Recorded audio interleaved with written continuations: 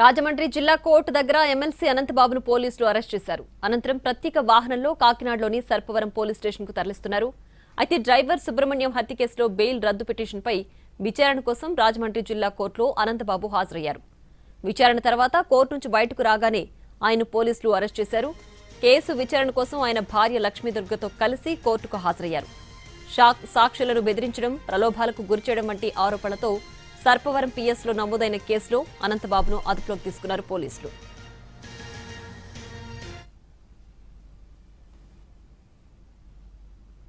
వీధి సుబ్రహ్మణ్యాన్ని అతి కిరాతకంగా హత్య చేసి డోర్ డెలివరీ చేశారనే నేరాపణ మీద అనంతబాబు అతని భార్య లక్ష్మీదుర్గ గారు విచారణ ఎదుర్కొంటూ ఉన్నారు. అయితే ఈ కేసు జిల్లా కోర్టులో ప్రత్యేక న్యాయస్థానంలో విచారణ జరుగుతూ ఉండగా విచారణ జరగడానికి సిద్ధంగా ఉండగా ఆ సాక్షుల్ని కాకినాడలో ప్రభావితం చేయడానికి, భయపెట్టడానికి, తప్పుడు సాక్ష్యం చెప్పడానికి, అలాగనే ఒక్కొక్కరికి ₹1,00,000 చొప్పున క్యాష్ను ఇచ్చేసి బలవంతాన్ని ఇచ్చేసి చెప్పకపోతే తీసుకోకపోతే మిమ్మల్ని చంపేస్తామని బెదిరించారని వాళ్ళు ఫిర్యాదు ఇచ్చారు. ఇక రాజమండ్రి జిల్లా కోర్టు దగ్గర ఎమ్మెల్సీ అనంతబాబును అరెస్ట్ చేశారు పోలీసులు. పూర్తి డీటెయిల్స్ మా ప్రతినిధి సాయి సుధీర్ లైవ్ లో అందిస్తారు. సాయి సుధీర్.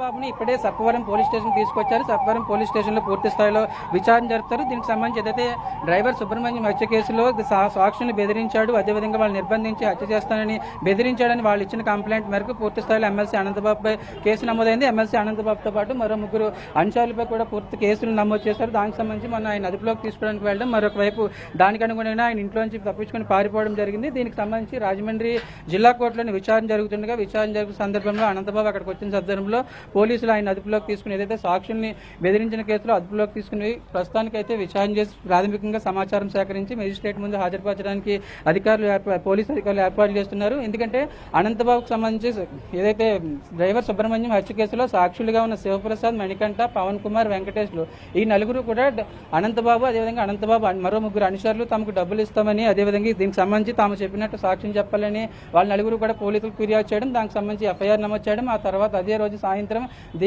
అనంతబాబు ఇంటికి వెళ్ళి ఆ సమయంలోనే ఆయన ఇంటి దగ్గర నుంచి వెళ్ళిపోవడం కూడా జరిగింది. దీనికి సంబంధించి కూడా పూర్తి స్థాయిలో ఆయన రాజమండ్రిలోని జిల్లా కోర్టుకి విచారణ నిమిత్తం వస్తుండగా దీనికి సంబంధించి కోర్టు బయట అనంతబాబును అదుపులోకి తీసుకున్నారు. మరి కాసేపట్లోనే దీనికి సంబంధించి ప్రొసీడింగ్స్ అన్ని కంప్లీట్ చేసిన తర్వాత, ఫార్మాలిటీస్ అన్ని ఏదైతే ప్రాథమికంగా విచారణ కంప్లీట్ చేసిన తర్వాత ఆయన మెజిస్ట్రేట్ ముందు హాజరుపరచడానికి సిద్ధపడుతున్నారు. దీనికి సంబంధించి ఇప్పటికే ఒక సీఐ ఏదైతే గతంలో సీఐగా బాధ్యతలు తీసుకున్న రవికుమార్ పూర్తిస్థాయిలో ఎమ్మెల్సీ అనంతబాబుతో సాన్నిహిత సంబంధాలు ఉన్నాయి. అదేవిధంగా గత ప్రభుత్వంలో ఆయన రంపచోడవరంలో పనిచేసినప్పుడు రిలేషన్స్ మెయింటైన్ చేశాడు. కాబట్టి ఆయన ఈ కేసు సంబంధించి ఎట్లా విచారణాధికారిగా నియమిస్తారని ఆరోపణలు రావడం, దాంతో వెంటనే 2 రోజుల తర్వాత ఆయన వీఆర్కి పంపించడం, తిరిగి తుని సీఐకు దీనికి సంబంధించి పూర్తి స్థాయిలో ఏదైతే డ్రైవర్ సుబ్రహ్మణ్యం హత్యకి సంబంధించి విచారణాధికారిగా ఇటు ఏలూరు రేంజ్ డీఐజీ నియమించారు. అంటే దీనికి సంబంధించి కూడా ఆయన పూర్తి స్థాయిలో ఇప్పటికే అనంతబాబుతో పాటు మరో 3 మిగతా అనుచరులను కూడా కడియాల్ చిన్నబాబు, అదేవిధంగా వెంకటేష్ వీళ్ళని కూడా పోలీసులు అదుపులోకి తీసుకున్నారు. వీళ్ళ నలుగురిని కూడా ఈ ఇండివిజువల్గా విచారణ చేయడం, మరొక వైపు అందరినీ కలిపి పూర్తి స్థాయిలో అసలు ఎందుకు సాక్షులు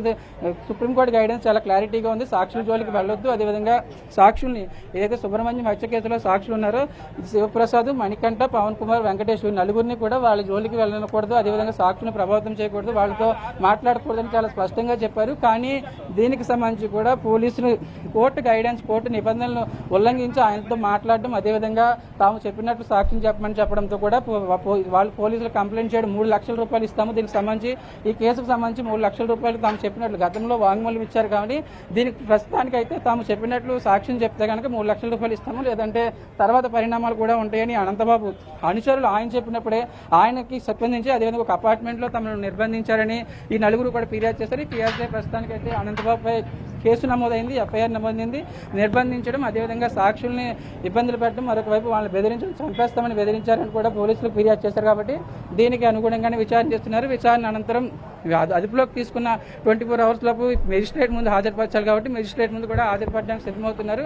ఒకవేళ టెక్నికల్గా ఇష్యూస్ ఏమైనా వస్తే అదేవిధంగా మెజిస్ట్రేట్ ముందు హాజరుపరచడానికి ఈ భద్రతాపరమైన ఏమైనా కారణాలు ఉంటే కనుక ఖచ్చితంగా మెజిస్ట్రేట్కి సంబంధించి ఇంటి దగ్గర ఏదైతే ఇంటికి తీసుకుని వెళ్ళడానికి కూడా అనుమతులు తీసుకోవడానికి పోలీసులు సిద్ధమవుతున్నారు.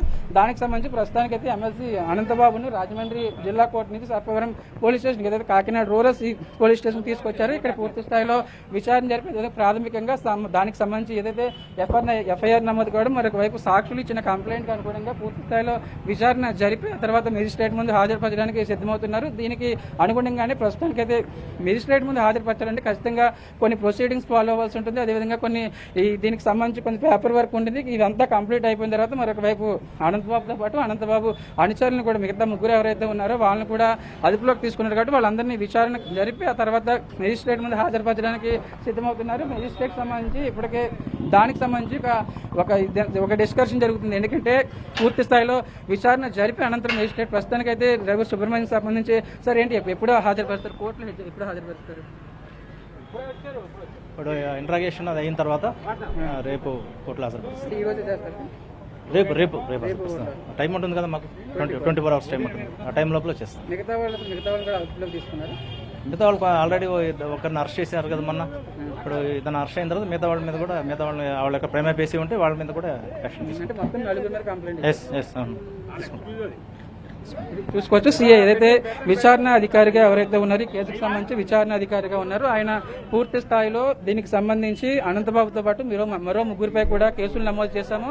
దానికి సంబంధించి ఇన్వెస్టిగేషన్ కంప్లీట్ అయిన తర్వాత ఈ రోజు అదేవిధంగా ఈ రోజు లేదా రేపు కూడా కోర్టు ముందు హాజరుపరిచే అవకాశం ఉంటుంది. రేపు మధ్యాహ్నం, ఎందుకంటే ఇప్పుడు ఈ రోజు అరెస్ట్ చేశారు, అదుపులోకి తీసుకున్నారు. 24 అవర్స్ లోపు విచారణ జరిపి తాము మెజిస్ట్రేట్ ముందు హాజరుపరచడానికి అవకాశం ఉంటుంది. కాబట్టి దానికి అనుగుణంగానే తాము పనిచేస్తున్నాము. అదేవిధంగా దీనికి సంబంధించి కొన్ని ప్రొసీడింగ్స్ ఉంటాయి. ఎందుకంటే మెజిస్ట్రేట్ ముందు హాజరుపరచాలంటే ఖచ్చితంగా కొన్ని ప్రొసీడింగ్స్ ఉంటాయి. అదేవిధంగా కొంచెం దీనికి సంబంధించి సాక్షులను ఏ విధంగా బెదిరించాడు, దానికి సంబంధించి సాక్ష్యాలు, మరొక వైపు వాళ్ళు ఇచ్చిన కంప్లైంట్, మరొక దానికి సంబంధించి కూడా అనంతబాబు ఇంటికి వెళ్ళిన సందర్భంలో కూడా వాళ్ళు ఆయన బయటకు పారిపోయడానికి కూడా సంబంధించి మరికొన్ని ఆధారాలు, అదేవిధంగా దీనికి సంబంధించి అన్ని కూడా కోర్టు ముందు ప్రొడ్యూస్ చేయాల్సి ఉంటుంది. మరొక వైపు పోలీసులకు సంబంధించి ఏదైతే ఈ కేసుకు సంబంధించి సాక్షులను బెదిరించే కేసులో ఖచ్చితంగా కొన్ని సెక్షన్లు నమోదు చేస్తారు. ఆ సెక్షన్ నమోదు సంబంధించి ప్రతి సెక్షన్కి అనుగుణంగా దానికి అనుగుణంగానే ఆధారాలు ఉంటాయి. దానికి అనుగుణంగానే రేపు ఎమ్మెల్సీ అనంతబాబుని కోర్టు ముందు హాజరుపరుస్తామని ఏదైతే పోలీసులు చెప్తున్నారు. ప్రియా.